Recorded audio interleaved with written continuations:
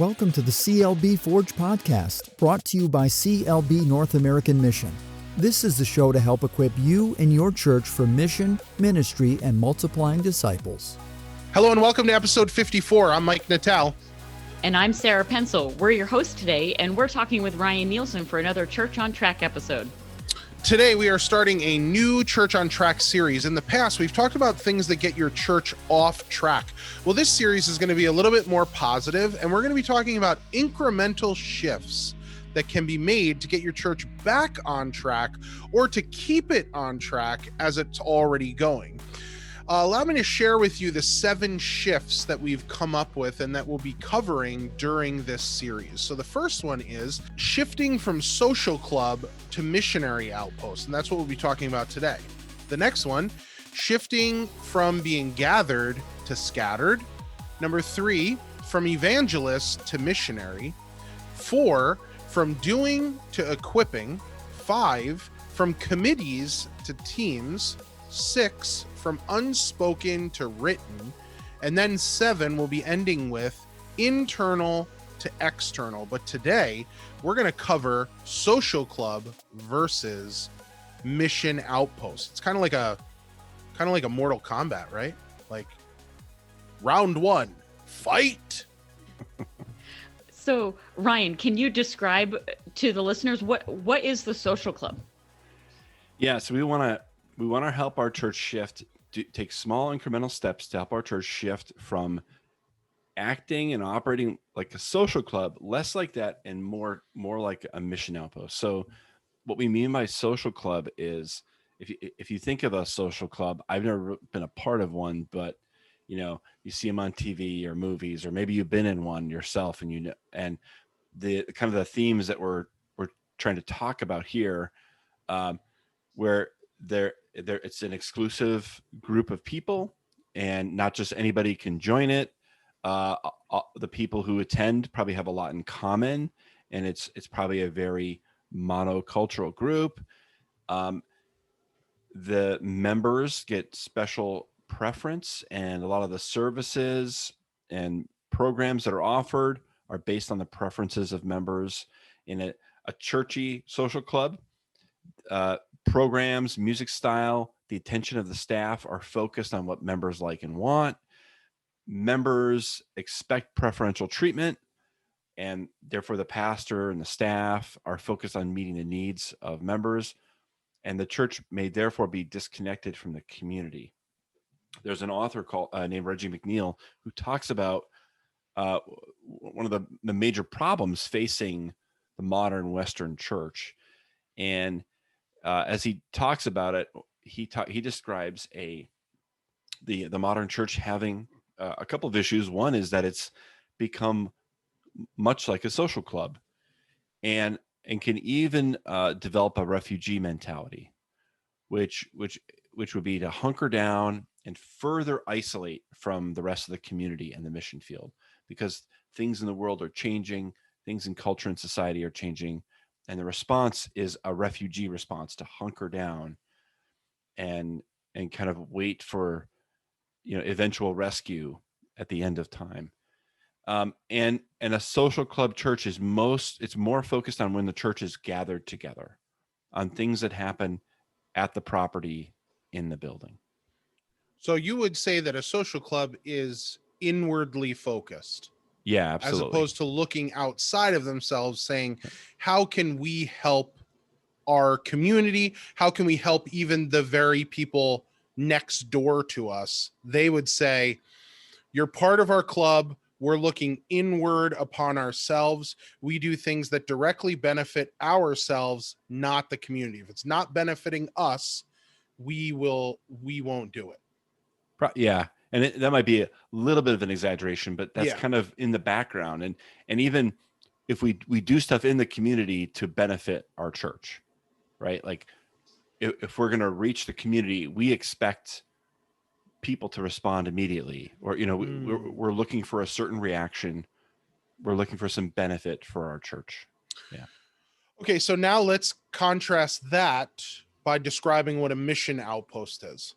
Yeah, so we want to help our churches shift from being a social club to being more like a mission outpost. And again, this author, Reggie McNeal, talks about this idea that we need to help our churches shift how they view themselves to be less as mission clubs or less as social clubs and more as mission outposts. So a mission outpost is a mission outpost church is very externally focused. So if you're familiar with international missionaries, the idea of a mission outpost might come to mind, and this would be the place where the missionaries operate out of. So it's their station, maybe in a very remote place, and they may be traveling a lot and connecting with different communities, towns, or villages, or traveling, across, fairly wild areas. But they have a place where they live, where they're based, where they keep their supplies, and they can come back to rest and get re-equipped and re-geared to go back out and do their work. And when we operate our churches like that, when we think of the church as that place, we find that our building and our services, instead of being kind of the end and purpose of everything, those things serve to give us rest and refreshment and equip ourselves for our ministry and our mission field. And so that gathering for worship and training and fellowship, it serves to equip you for joining God in his mission field. And the church is still attractional. You still want to draw people to the church, but it's also missional, going actively out into the community. And volunteers and staff, instead of being primarily focused on those who are already attending and meeting their needs and preferences, the volunteers and staff have a focus on those who are new to the church or those who are out in the community.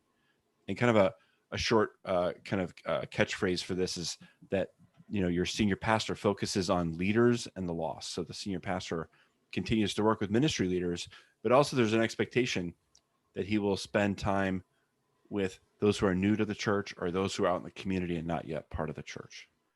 And McNeal, again, referring to the same author, he would say, instead of the church seeing themselves as refugees, hunker down, waiting out some kind of attack, isolating themselves from the community, the people in this church don't see themselves as refugees. They see themselves as rescuers. That's good. And here we see a focus both on the church gathered and on the church scattered, or when we're all out at work, at home, in our neighborhoods, and out and about in the community, that we see value in what we do and that we are the church when we are out in these other places, not just when we're gathered for a worship service. Did you know that before we went with the Forge podcast, because Ryan just can't get away from Star Trek, we actually discussed calling it the Outpost because it embodied these bullet points that Ryan just shared with us. But then he started thinking about La Forge from Star Trek and he couldn't get past that. So that now we're called The Forge because of that. You're partly correct, partly honest. He was a great character. Thank you, Sarah.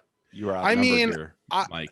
This might not be the most popular opinion, but I'm going to put it out there anyway. I think he was better on Reading Rainbow. I'm just saying. He was better on Reading Rainbow.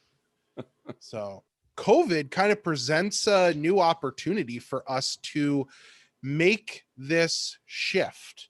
COVID gave us some opportunities to really reach into the community and to care for felt needs of the people around us.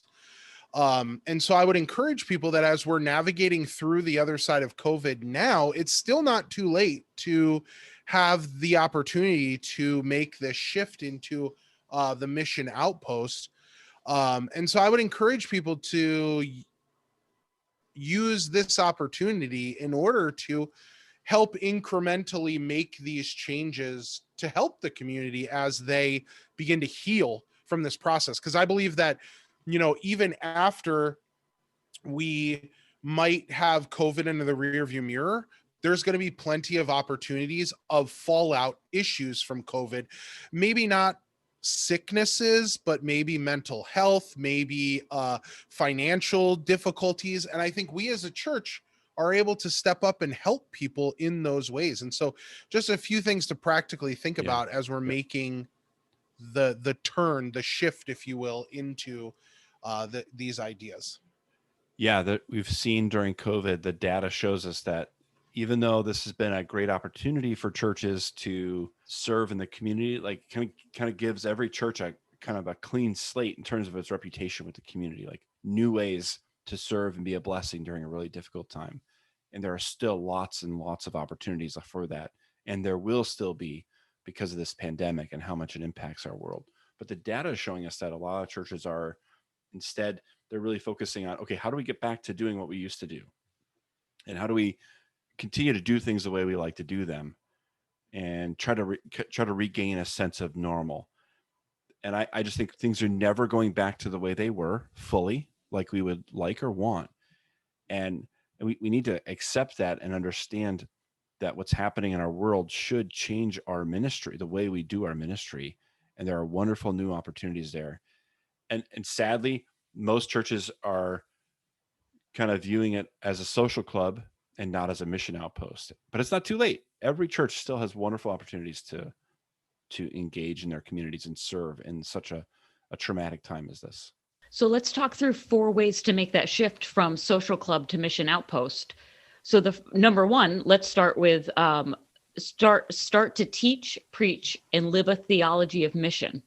Teaching our mission is really, really critical. And unfortunately, a lot of our churches have, it can be very easy to view that as a side ministry or an optional ministry, but it is really the ministry of the church to join God in his mission, that he's called and equipped the church.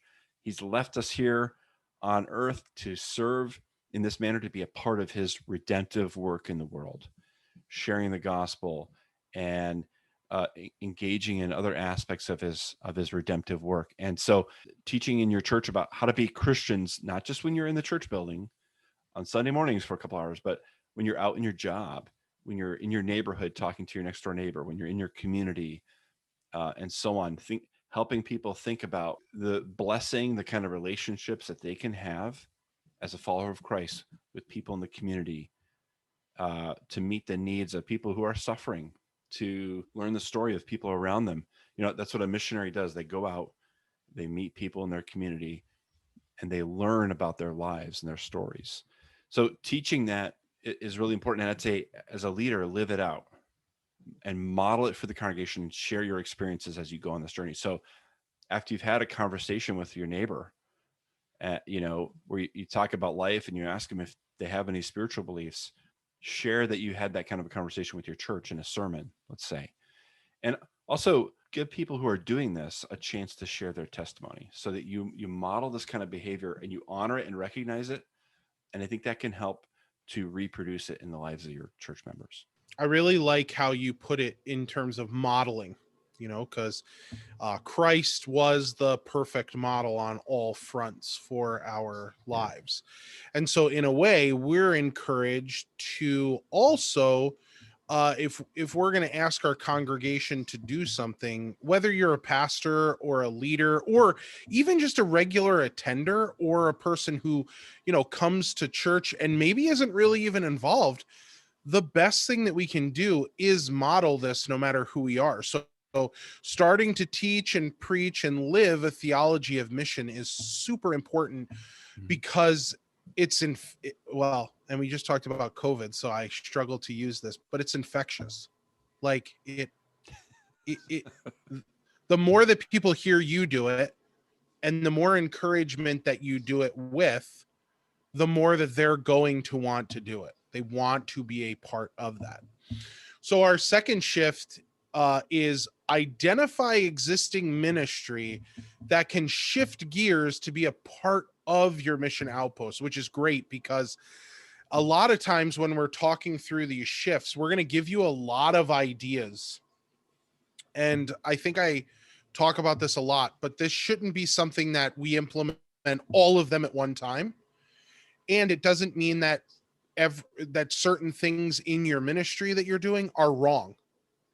So Ryan, can you unpack this a little bit for us, identifying these existing ministries that can stay but might need to change gears? Yeah, helping your church retool itself to be a mission outpost will probably mean the beginning of new ministry, but it also can happen through helping established ministries shift gears and do things differently. So like one example, one way would be to shift some of your programming or events to take place in the community. So if you have Vacation Bible School every summer, one thing you can do that would be pretty significant for your community, instead of hosting it at your church property, host it in a town park, because that's a safe space where people in the community are used to being. They're not used to coming to your building. They've never been there before. And it's just a great way to get out into places where people are more naturally going to show up and more comfortable being. Something else you can do is encourage your established ministries to serve the community. So if you have a small group ministry, encourage or require or develop that, policy so that every small group needs to have some kind of community engagement component to when they gather. So if they meet every week, maybe once a month or once a quarter, they're doing something together to serve. And then equip people to have spiritual conversations with their family and their neighbors and coworkers. And you can have special classes or seminars. You can have sermons about this without necessarily shutting down every ministry in your church. There are great ways to shift the focus of what you do into the community. Another example would be if you have a food drive, instead of saying to people, come and drop off your cans of food in the church and they're going to go in a box in the foyer, right? And who hasn't seen like this unlabeled mystery box in the foyer, and people just leave a pile of stuff there and they say, okay, I've done my part for my community. Instead of leaving it like that, where you're actually helping people stay disconnected from the community, make sure that your food drive involves delivering it to the food bank and volunteering time there, so that you're helping people rub shoulders in the community with the people that they're serving. Yeah, that's great. And that's so important. So after we've identified existing ministries that can shift, the third shift is begin a new Outpost ministry. So can you just expand on that a little bit, Ryan? Yeah, chances are you're gonna find, when you start thinking of your church this way, you're gonna find new opportunities to help people, help send your attendees and members as missionaries into the community. So it could be the church is hosting community events at your facility. I think some great ways to do this would be to mobilize people in your church to volunteer at community events and programs. And a social club church would only equip volunteers to serve at its events. A mission outpost church kind of coordinates and organizes and helps people to go serve together at other events that are happening. So like for example, in my one of my past churches, we would have like a community, an Easter egg hunt at the church facility. But there were some years where the community was hosting one already. And so we sent volunteers to help with it.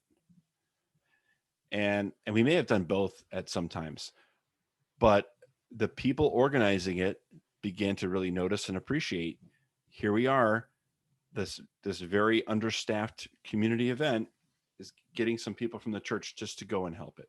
And again, there's no direct immediate benefit to the church, but it clearly demonstrates that the church is for the community, wants to help and be a part and serve the community for the sake of the community, not because the church is angling to get something out of it.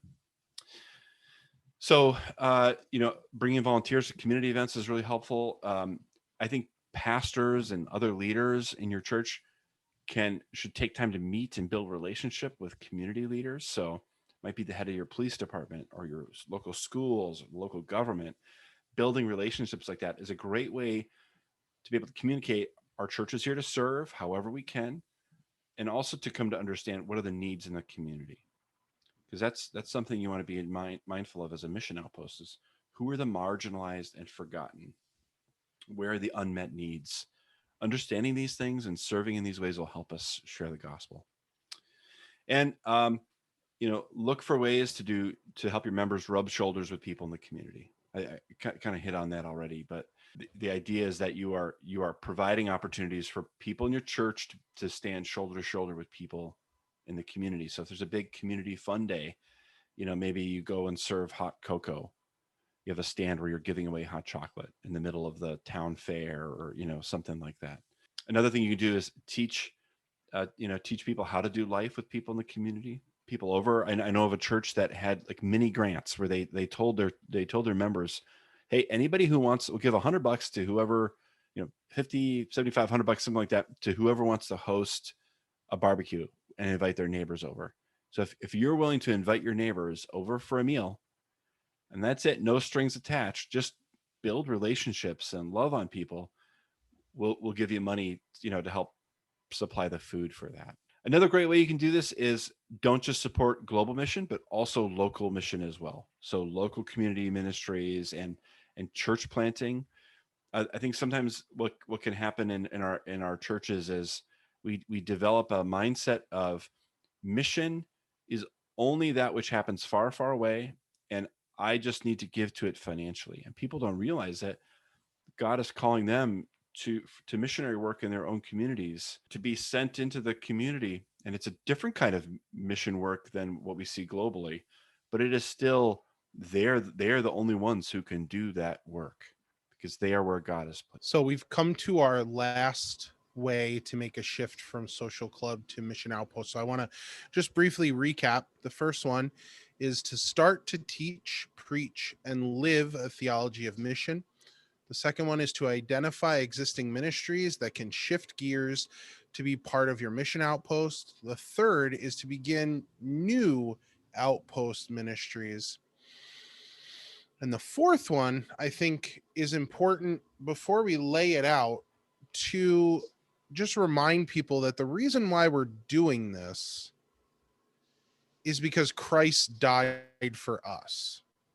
Okay, so like the whole reason why we want to impact our community, the whole reason why we want to get out and we want to do things is because the impact that Christ's death has had on your life, and the fact that it has forgiven you of your sins, that it's guaranteed you of eternal life, that shifts your priorities from having to do things to getting to do things. And so a huge shift between a social club to an outpost ministry is realizing that the reason why you're doing this is to pray that the Lord will give you an opportunity to naturally share the gospel with an individual, with your neighbor, with a child at the VBS that maybe wouldn't have been a part of it if it wasn't at the local park.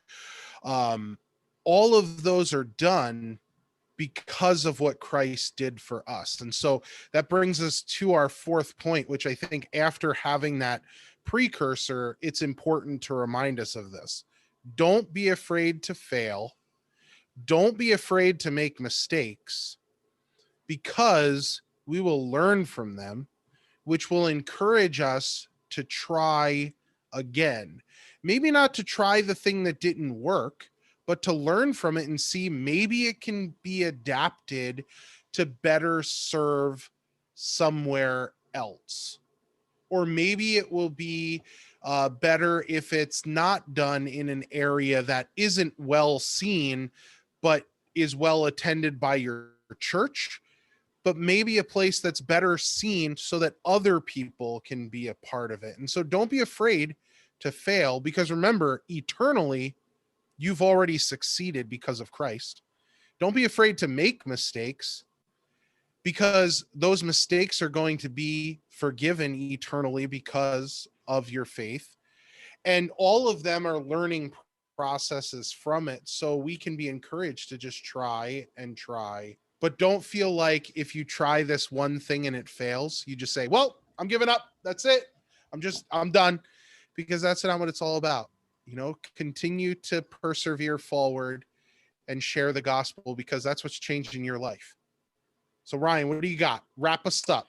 Well, that was a great excursus on that point. I guess I would just add to that. It's very easy for a church to try one thing and it doesn't work and get discouraged. And this is something that's going to take a long time. If you haven't been engaged in your community and you haven't been a sending out church into your local area, you're going to have to figure out what works. And that means trying things that aren't going to work. And also, going out and doing one event isn't going to, by itself, going to erase 40 years of not going out. And so if people are a little startled to suddenly see your church in the community, it's okay. It's a normal reaction, and you just need to give it time. And as they see you consistently out there over probably a series of years, their perspective of you and your church is going to change. And that guardedness, I think you'll see that change and shift. The other thing I think I would say about this is it's really important to make it okay to take risks and to fail. So churches that are struggling, that are dying, get very risk averse. They don't want to try anything that might not work. And so they stay with the things that used to work, which actually don't work anymore, ironically, often. But they're unwilling to try something new that might fail. And so when things don't go well, you need to still celebrate, like, hey, it's so exciting. I'm so proud of this church that we tried these new initiatives this year, and they didn't work out as planned, but man, we're doing new things like we haven't in a long time. And we're figuring out every time we try something and it doesn't work out, we're learning more about what does. And we can thank and praise the Lord for that. So kind of setting the tone as a leader, it's okay to not do everything perfectly at the first time. That's really valuable. And I think there's a verse, John 20:21, where Jesus appears after the resurrection. He appears amongst the disciples, and he says to them, "Peace be with you. As the Father sent me, even so I am sending you." And I just think it's so important to remember that Jesus is sending us. He's called us to do this. He's given this to us as our mission. But I love the context that peace be with you, that we can do this, knowing that we are God's children. He loves us. He doesn't want us to be filled with stress and anxiety about this, but we have a chance to join him where he's already at work and to share his love. And it's a wonderful, beautiful thing. It is. And it is so exciting. Ryan, I know you had mentioned at least one book by Reggie McNeal. Could you just refresh us on what that was for the listeners? And do you have any other book recommendations? Yeah, I'm sticking with this one today. This is called The Present Future, 6 Tough Questions for the Church. And it's by Reggie McNeal.